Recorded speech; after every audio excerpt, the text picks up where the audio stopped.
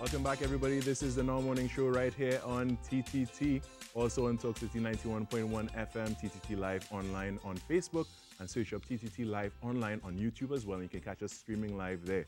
All right, and we're going to go across to our sister island right now because we're going to jump over to Tobago, and we're going to speak about singles gender balance in relationships, Mars versus Venus. And we're going to be speaking with Macan Hislop, who is a sportsman and entrepreneur. I'm also going to be speaking with Alicia Riley. Good morning and welcome. Morning. Good morning. Fantastic to have you here with us this morning from Tobago. It's great to be here.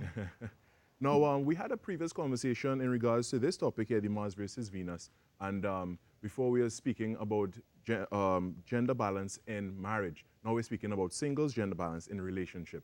So let's speak a little bit on that. Alicia, what's the main point you would like to get out this morning? Well, the main point I would like to get out this morning is I think a lot of the times women tend to transfer that behavior, or I should say the posture they have in the corporate world, into a relationship. Could you clarify that a little bit? What do you mean? I think that there's a structure, and submissive doesn't necessarily mean subservient, and the role of the woman is very different to that of the role of the man. It's like a head-neck relationship, but at the end of the day, the head can't do anything without the neck. Right. So I think that women need to understand their role as being supportive.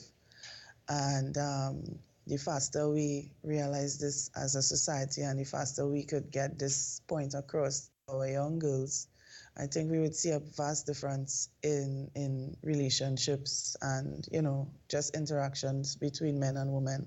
Now, some people may argue, because you said that the role should be supportive, but some people may argue that the role should be parallel, side by side, and leading in a relationship together, like as a team. What would you say to that? Well, the team structure could exist, but at the end of the day, every team needs a leader. Every team needs a captain. You can have two captains on a team. Whereas in the working world, it's strictly performance-based. Right. So you enter the working world, you're judged based on your performance, but as it relates to the structure of a relationship, which should lead to a marriage, the role of a man and the role of a woman should be clearly differentiated, and it's very, very different. Well, there'd be certain differences in role, definitely. Some may also argue that there may be shifting roles depending on what these circumstances entail and how it would be best handled. So maybe sometimes the woman would take the lead on certain things versus other times the man would take the lead on certain things. Would you speak to that as well? Yes, I believe that. But in the overall structure of the relationship is like a president and vice president relationship. Sometimes the vice president may step in, make a recommendation, and that recommendation is followed through. Or sometimes the president, based on his strength, would make a recommendation and that recommendation is followed through, but it doesn't mean that the woman is less of a person because the man is the leader of the relationship. I like how you put these roles, president versus vice president. And speaking of which, I want to bring in Macan Hislop a little bit so he could weigh in on the topic we're speaking about. Hi, morning. Good morning. Well, my sentiments about the balance between men and women, I would say that too many times in the current society, we find men and women competing for authority or measuring who does what.